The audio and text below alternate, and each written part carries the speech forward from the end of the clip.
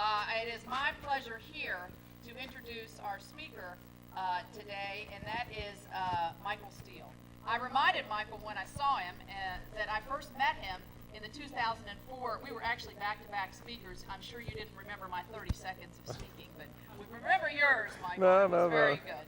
But we know that West Virginia has played a unique role in our country's struggle to ensure freedom and equality for every single American. We celebrated our birthday yesterday, 145 years of West Virginia history.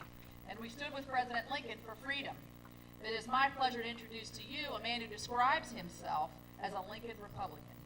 He made history in 2003 when he became the first African American to be elected in statewide office in our neighboring state of Maryland. Now, to be a Republican is even a bigger challenge, I think, in the state of Maryland. Would you agree with that?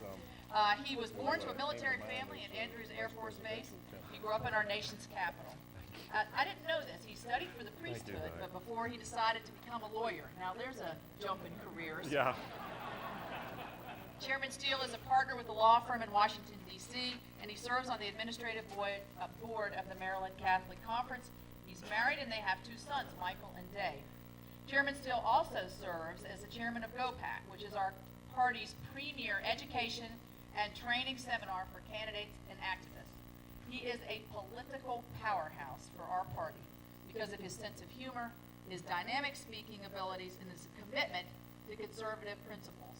We've all watched him on national news shows fight for our principles, fight for our party, and stand up for what we believe is right. So please join me in giving a warm West Virginia welcome to Chairman Michael Steele. Hey, thank you. All right. Oh, thank you so much. Thank you. Thank you. Thank you very much. Thank you. Oh, you guys are great. I know you were just trying to stand up to get out of the heat. I understand. I understand. Well, it is a real honor and a real treat for me to be back here in West Virginia. Happy birthday. 145 precious, wonderful years of growing economies, creating wealth, prosperity for families in this state. You guys are doing a good job. We're very proud of it, and certainly as your neighbor, it is good to come and visit, to sit a spell, as my mama used to say to me when I was a little boy. She used to say a lot of things to me when I was a little boy, starting with shut up and listen, you know. And that's something I think our party needs to do a little bit more of, quite frankly. Just shut up and listen. Because the American people are telling you what they want, what they believe, what they feel.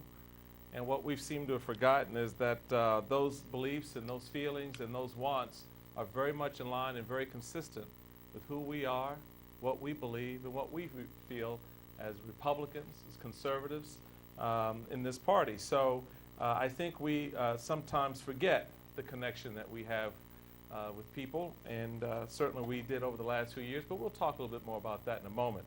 I do, while I'm here, want to give a shout out, as we like to say, to your chairman. Doug, it's so good to be back with you. Thank you so much, sir, for your leadership of the party. It is an honor to be with you, and I appreciate your service. Thank you.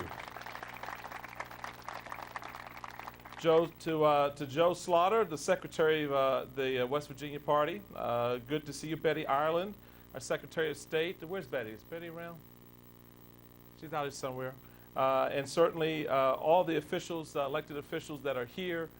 It is a real honor to be with you, the National Committee man and National Committee woman, and congratulations to the National Committee woman for her election. The party is strong. The party is growing. The party is in the process of rebuilding off of what was a very difficult election. How many of y'all remember 2006? Come on, raise your hand. Come on. All right, let's show the love for 2006. Come on. Let me tell you why it's important to remember 2006. Because it was a lesson to us of what will happen when we fail the American people. Now I'm going to take you back to 1994. In 1994, we had a bond, a contract, a commitment that we made to the American people that said, we will honor your trust in us by serving you well, by going to Washington and going to the state capitals across this country and upholding the rule of law, being good fiscal stewards of your hard-earned dollars, being good public servants. And over the course of 12 years, we absolutely lost our minds. We got drunk with power. We got drunk with prestige. We got high on the rarefied air of Washington, D.C. I know it well because that's my hometown. I grew up there. And let me tell you, I know ugly. But what I saw over the last 12 years was real ugly coming from us. And when Republicans grow the federal government 55% over the course of 8 years, you know there's something wrong. In my world, that's the seventh sign of the apocalypse. There's a Chinese saying that, may you live in interesting times. And I always thought that was a wonderful phrase until a friend of mine pointed out that it's actually a curse. And when I think about 2006, I realized he was absolutely right. But in this moment, right now, where we are right now as a party and as conservatives, as Republicans, I think it's time for us to step up and do something radical. We must start acting like Republicans again.